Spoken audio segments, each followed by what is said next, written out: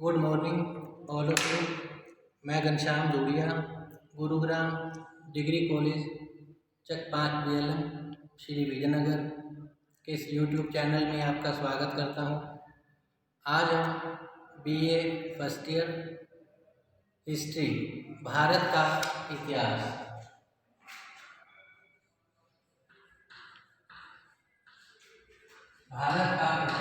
इसके अंतर्गत आज का जो हमारा टॉपिक रहेगा वह है संगम युग, साहित्य, समाज और संस्कृति। इसके बारे में जानकारी प्राप्त करेंगे। तो भारतीय इतिहास का वह काल जब दक्षिण भारत के 3 राजवंशों चेर, चोल, पांड्य के शासकों द्वारा शासित रहा। भारतीय इतिहास का वह काल जब दक्षिण भारत के 3 राजवंशों चेर, चोल और पांड्य के शासकों द्वारा शासित होता रहा, उसे ही संगम युग के नाम से जाना जाता है। संगम साहित्य से हमें प्राचीन दक्षिण भारत की सभ्यता और संस्कृति की महत्वपूर्ण जानकारी प्राप्त होती है। संगम साहित्य से हमें प्राचीन दक्षिण भारत की सभ्यता और संस्कृति की महत्वपूर्ण जानकारी प्राप्त होती है। संगम का अर्थ, आइए हम देखते हैं संगम का अर्थ।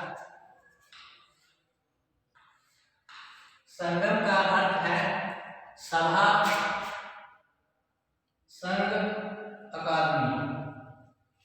सभा, संघ, अकादमी। जो संगम है तमिल कवियों एवं विद्वानों का, संगम तमिल कवियों एवं विद्वानों का एक संगठन था। संगम तमिल कवियों एवं विद्वानों का एक संगठन था। इसके अंतर्गत राजकीय संरक्षण प्राप्त अनेक तमिल कवि और विद्वान काव्य रचना करते थे। इसके अंतर्गत राजकीय संरक्षण प्राप्त अनेक तमिल कवि और विद्वान काव्य रचना करते थे। संगम काल में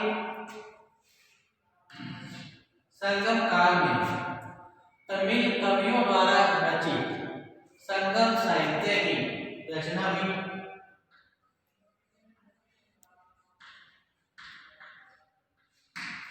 संगम काल में तमिल कवियों द्वारा रचित संगम साहित्य की रचना की गई थी। निम्नलिखित 3 संगमों में संगम काल में उत्कृष्ट तमिल साहित्य की रचना हुई थी। संगम काल में उत्कृष्ट तमिल साहित्य की रचना हुई थी।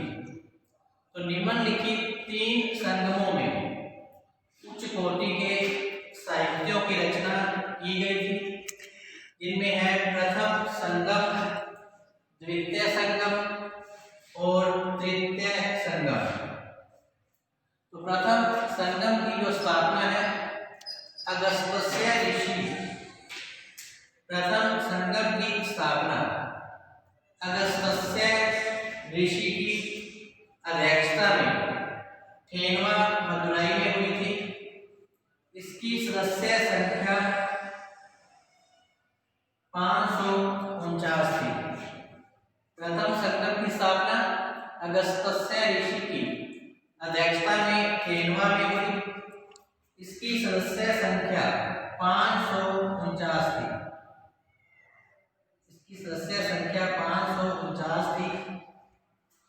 इस संगम की प्रमुख रचनाओं में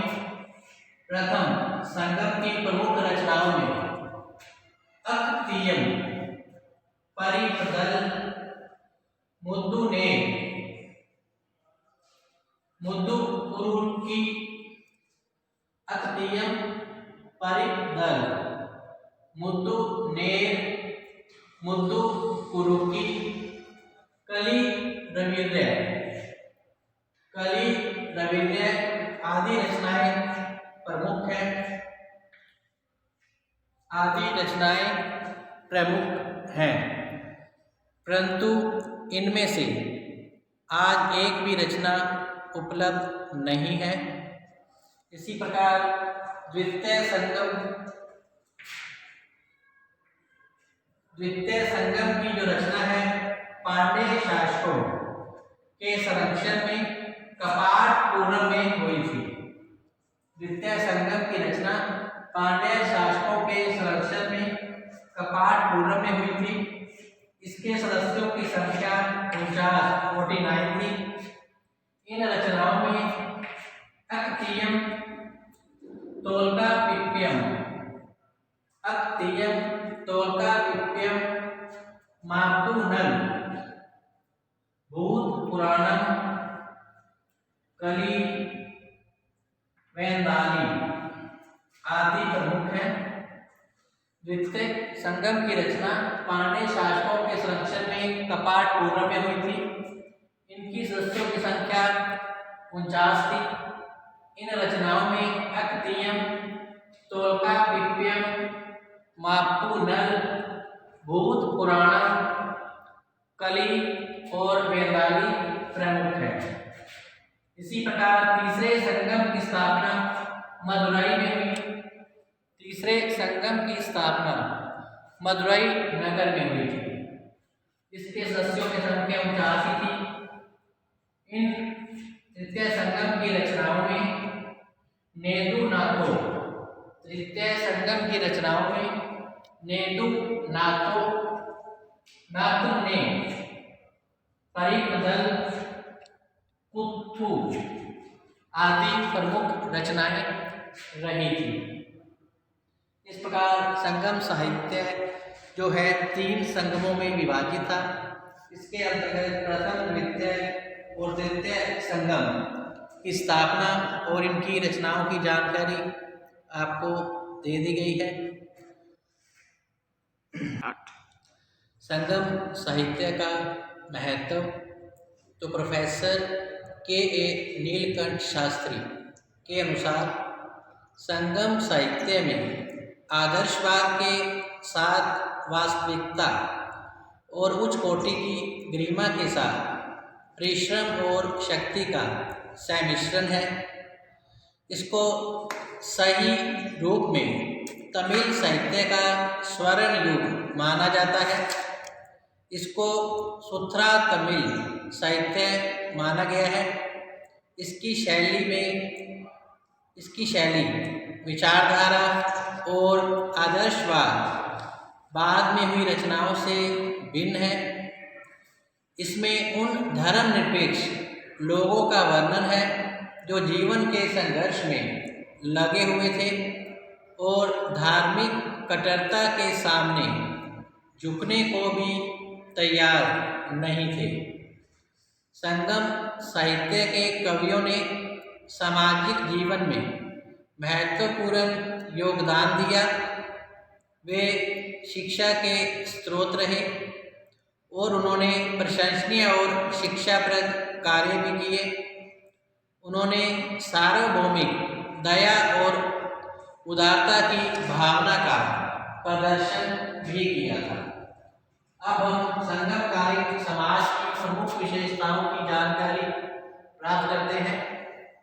इसके अंतर्गत संगमकालीन समाज की शासन व्यवस्था, आर्थिक जीवन, धार्मिक जीवन की जानकारी प्राप्त करेंगे। इसके साथ साथ संगमकालीन समाज की सामाजिक दशा और तत्कालीन समाज की कला के बारे में जानकारी प्राप्त करेंगे। सर्वप्रथम है संगमकालीन समाज की शासन व्यवस्था।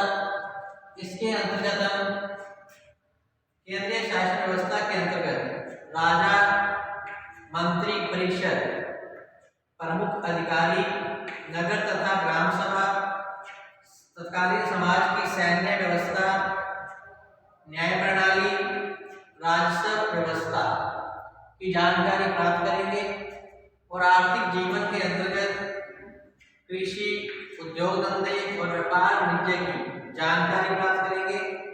इसके पश्चात धार्मिक जीवन के अंतर्गत वैदिक धर्म का प्रभाव और तत्कालीन समाज के देवी देवताओं के बारे में जानकारी प्राप्त करेंगे। सबसे पहले संगमकालीन समाज की शासन व्यवस्था, इसके अंतर्गत फर्स्ट हेडिंग जो है वह है राजा। चेर, चोल और पांडे, इन तीनों राज्यों में राजतांत्रिक शासन प्रणाली प्रचलित थी। साधारणतः राजा का बड़ा पुत्र ही पिता के पश्चात गद्दी पर बैठता था। उत्तराधिकार के लिए रक्त पूर्ण संघर्ष उस समय होते रहते थे। राजाओं के दरबार उस समय शानदार होते थे। शाही दरबार राजा की राजनीतिक गतिविधियों का केंद्र था। संगम काल में राजा निरंकुश था। उसके पास असीमित अधिकार और शक्तियां उसे प्राप्त थी। अपने सलाहकारों की सलाह मानना या न मानना उसकी इच्छा पर ही निर्भर था, किंतु राजा पर चुने हुए प्रतिनिधियों से बनी हुई 5 समितियों पर नियंत्रण रहता था। राजा में देवी गुणों का होना आवश्यक माना जाता था। उसको आदर की दृष्टि से भी देखा जाता था। राजा में देवी गुणों का होना माना जाता था। उसको आदर की दृष्टि से भी देखा जाता था। राजा प्रतिदिन दरबार लगाता था और अपनी प्रजा की शिकायतें सुनता था। नेक्स्ट है नंबर 2 पे मंत्री परिषद। राजा के कई मंत्री होते थे जिनका कर्तव्य राजा को सलाह देना था। शासन कार्यों में राजा को महत्वपूर्ण समस्याओं पर सलाह देने के लिए मंत्री परिषद बनी हुई थी, जिनमें एन पेरुनकुल तथा एन पेराम उल्लेखनीय थी। एन पेरुनकुल नामक संस्था में 5 सलाहकार होते थे: मंत्री, पुरोहित, सेनानायक, राजदूत और गुप्तचर। राज्य में कानून और व्यवस्था बनाए रखने इन सब का उत्तरदायित्व था। दूसरी जो संस्था थी एन पेराम, ये नौकरशाही प्रमुख नागरिकों तथा सेना के तीनों अंगों की देखभाल करती थी। फिर है प्रमुख अधिकारी 3 नंबर, पुरोहित, प्रमुख ज्योतिषी, वैद्य, सेनापति आदि राज्य के मुख्य अधिकारी उस समय होते थे। पुरोहितों का जो कार्य था धार्मिक कार्यों की देखभाल करना और ज्योतिषों का कार्य धार्मिक कार्यों के लिए शुभ मुहूर्त का निकालना था। वैद्य चिकित्सा व्यवस्था संभालता था और सेनापति सेना के लिए व्यवस्था के लिए उत्तरदायी होता था। नेक्स्ट है नगर और ग्राम सभा। तो नगरों में आवश्यक म्यूनिसिपल सेवाओं के लिए व्यवस्था उस समय की गई थी। नगर सभा का मुख्य जो कार्य था न्याय व्यवस्था के संचालन में राजा को सहायता देना था। नगर की समस्याओं पर राजा का ध्यान आकर्षित करना था। नगरों में चौकीदार धनुष और बाण लेकर गश्त लगाया करते थे। ग्राम तथा गांव के लोगों की सभा थी जिसमें संपूर्ण गांव की समस्याओं पर विचार विमर्श किया जाता था। नेक्स्ट है सैन्य व्यवस्था। प्रत्येक राजा एक शक्तिशाली सेना उस समय रखता था। संगम काल के राजा काफ़ी महत्वाकांक्षी और साम्राज्यवादी थे। प्रत्येक राजा अधिराजा बनने की महत्वाकांक्षा रखता था। इनकी सेना के 4 मुख्य अंग थे: पैदल, घुड़सवार, रथ और गजरोही। सेनाएं युद्ध के आवश्यक हथियारों से सुसज्जित रहा करती थी। तलवार, धनुष, बाण, भाला, कवच, ढाल आदि सैनिकों के मुख्य अस्त्र शस्त्र थे। संगम काल के राजाओं का मुख्य जो व्यवसाय था युद्ध करना था। राजा स्वयं युद्ध का संचालन उस समय करता था। युद्ध के दौरान राजा के मारे जाने अथवा घायल हो जाने पर प्राजय स्वीकार कर ली जाती थी। युद्ध में वीर गति प्राप्त होने वाले सैनिकों की पूजा प्रचलित थी। विजित प्रदेशों को बड़ी निर्ममता पूर्वक कुचल दिया जाता था। इसी प्रकार नेक्स्ट है न्याय व्यवस्था। तो राजा सर्वोच्च न्यायाधीश होता था। वह फौजदारी मामलों में अपना अंतिम निर्णय देता था। न्याय कार्यों की देखभाल के लिए मंत्री और न्यायाधीश होते थे। शहरी और ग्रामीण क्षेत्रों में न्यायालय होते थे। राजधानी में राजा स्वयं न्यायालय की अध्यक्षता किया करता था। दीवानी और फौजदारी दोनों ही प्रकार के मुकदमों की सुनवाई की जाती थी।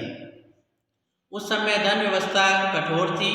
सिर काटना, अंग भंग करना, शारीरिक यातनाएं देना, कारावास की सजा, जुर्माना आदि प्रकार के दंड प्रचलित थे।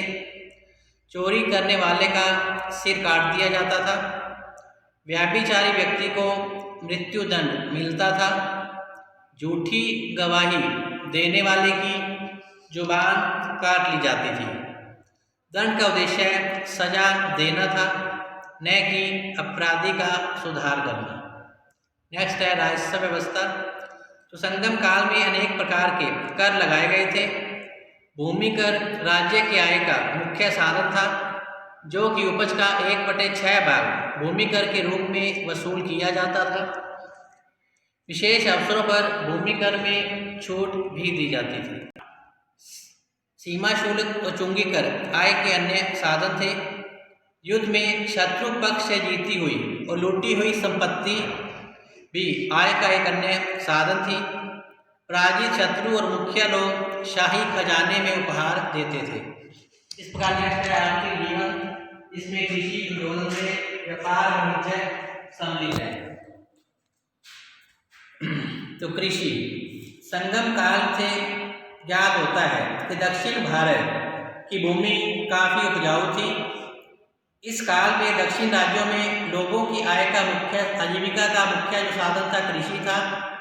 चावल, नारियल, काली मिर्च, हल्दी, गन्ना, कटहल आदि की उपज होती थी।